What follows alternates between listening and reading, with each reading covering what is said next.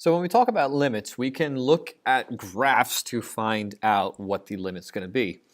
The way to think about limits is to think about what the graph is approaching, not necessarily what it actually exists. So if I use my highlighter here, if we look at this first graph, this number 1, we can see that we're looking for the limit as x approaches -1.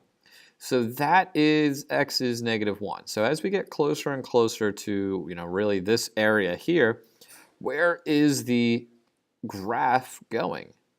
Well, we can see that if I'm walking along this line and I'm walking at y is equal to -4, I'm getting closer and closer to that y equals -4. So if I were to guess what I'm going to be at when x equals -1, I'd guess I'd be at -4. And that's what I'm approaching from the left-hand side.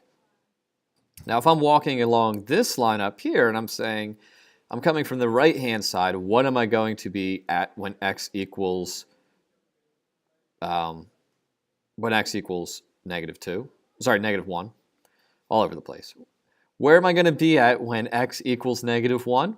Looks like I'm going to be at y is equal to +4. These two are different values. Whenever I get different values, the limit does not exist, which I can abbreviate as DNE. It does not exist because here it looks like I'm going to be at -4. Here I'm going to be at +4.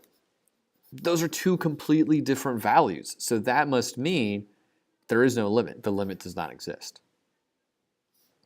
Similarly, for this number 2, I'm looking again. As x gets closer, let me use the same colors here. As x gets closer to -1, so right in that area there, what y value am I getting closer to? Well, as I approach from the left, I'm sloping down here, and it looks like I'm going to guess I'm going to end up at a -7. But if I'm approaching from the right, I'm going up along this curve, and it looks like I'm heading towards -1. Again, I'm heading to two completely points from two different directions. So as long as that happens, the limit does not exist. Now, in these cases, maybe I do have a limit. So here, I'm looking for the limit of this function, this piecewise function, as x approaches 2.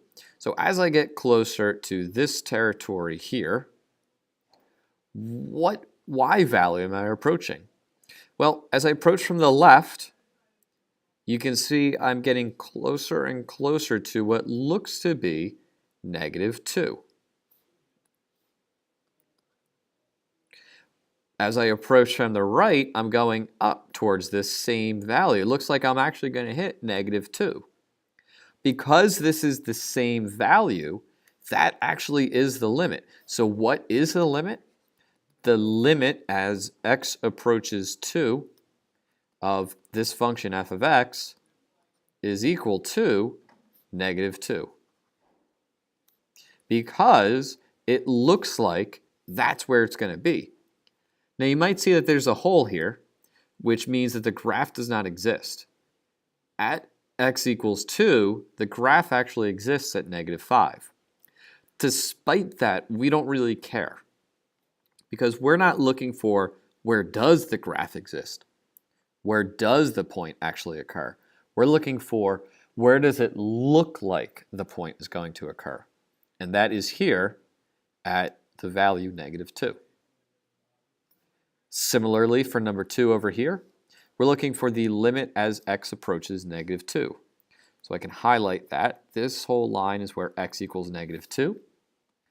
And if I'm sloping down from the left, I'm getting closer and closer to +4.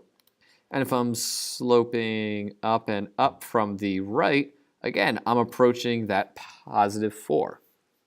It's the same value for both. So that means that the limit as x approaches -2 for this function f of x is equal to 4.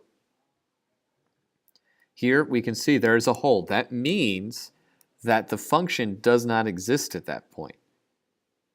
But that doesn't impact the limit because the limit is where does it look like it exists? And if I'm approaching 4 from the left and 4 from the right, it's a safe assumption that, hey, I'm going to exist at 4, and that's what the limit is. But for these where the limit does not exist, I'm approaching different values from different directions. Because of that switch, because I'm approaching -7 from the left, I'm approaching -1 from the right. Because of that switch, there is no one value. So we can't say there's a limit, and the limit does not exist. So don't pay careful attention to these holes. Again, really trace these. If you want to use highlighters, I think it's a great way to see. But this is the core concept of what a limit is.